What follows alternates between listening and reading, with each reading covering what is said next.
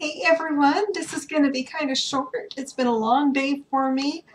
I had to take my car into the shop because it's making weird noises in the transmission, only to find out that the shop can't duplicate the problem.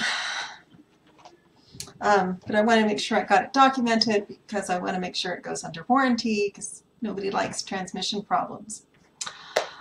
Just really quick, I just talked to someone who said that he has these great businesses and dude, you're a prime candidate. You need a bookkeeper, someone to kind of keep track. A lot of times people will do business with a business and they don't want to talk about payment to the business owner, but an outside bookkeeper or even just an outside person who is making these phone calls, if they think they're talking to the accountant, they a lot of times they'll pay up quick.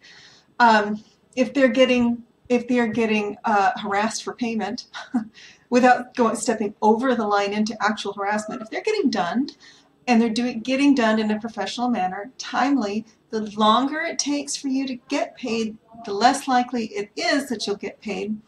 And cash flow is just absolutely vital. It's the king of business. A good bookkeeper could have helped him right from the beginning by helping him realize, to see who's not paying. And a big job that you don't get paid on can make the difference between surviving in business and not. So just want to throw that out there. If you are struggling with cash flow, the best thing that you can do may very well be to get a really good bookkeeper who's willing to do your receivables.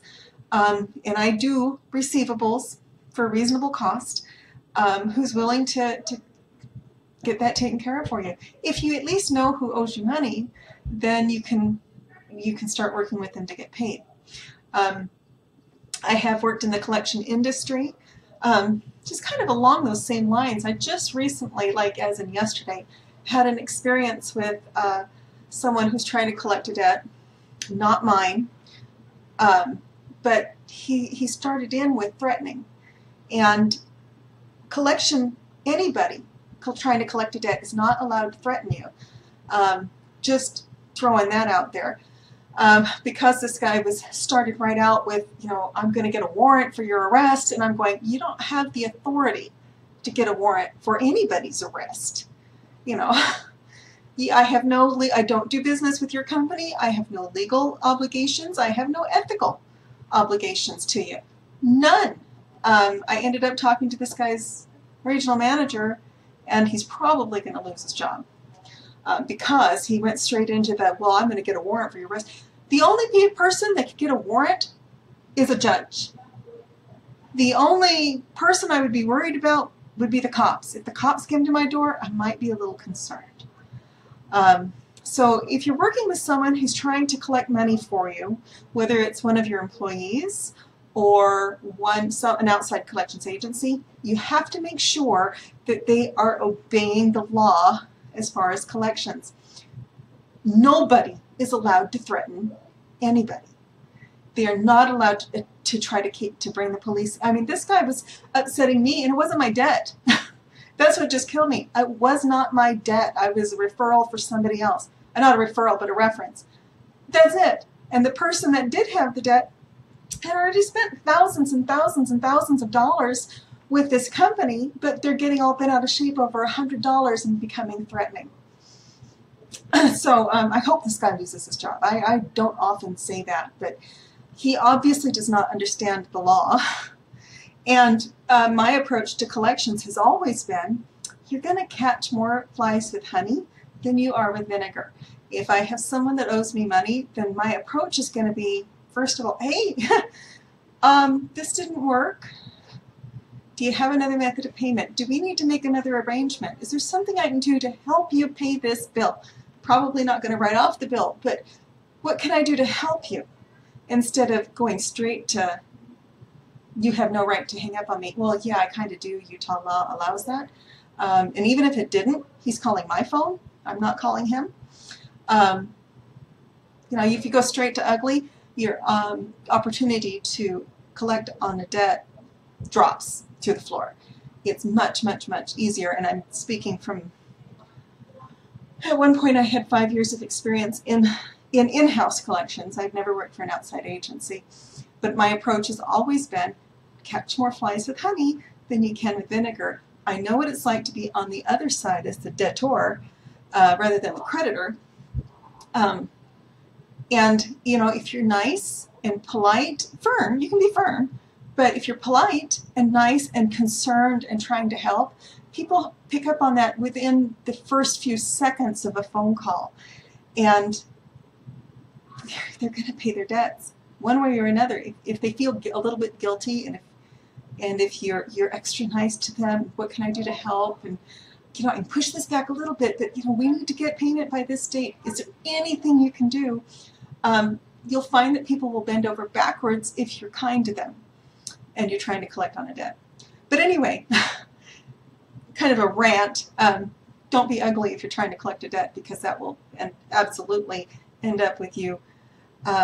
If you're employed by a company, it will end up with you losing your job. And if you're not employed by, I mean, if you're self-employed, then you're not going to get your money. That's kind of the other half of it. You can take them to court, but then you just have a judgment that may or may not mean anything. If you have any questions on collection, in-house collection, again, my experience, collection's not my favorite. I don't do it, but I can advise on it.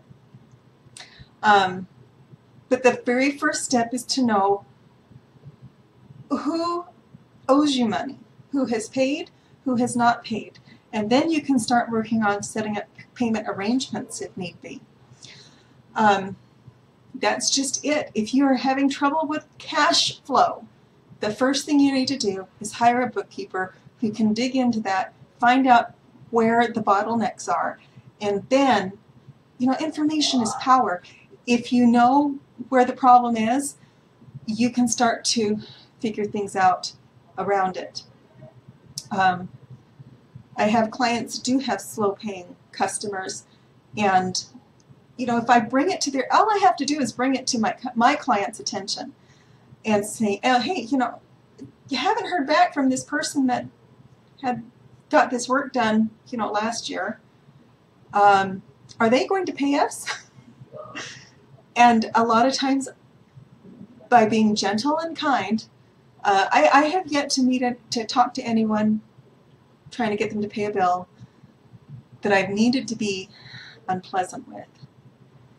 It really, really works with being gentle and kind and trying to work with them and reminding them. And it's the other thing about this creditor that was coming to the door and harassing me and harassing my kids. Again, I didn't owe the bill.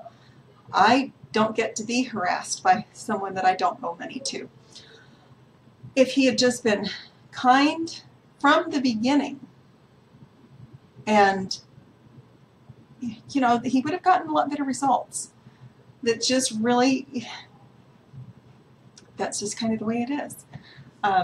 If you're nice to people, people want to be nice back. If you're mean to people, they push back pretty hard. Yeah, that's just it. Having problems with cash flow, first step is to hire a bookkeeper, which seems counterintuitive because now you're spending more cash that you don't have. But if you will make that commitment, the money will come flowing back into you, because now you're going to know who owes you money and who you need to kind of go and request payment from very nicely.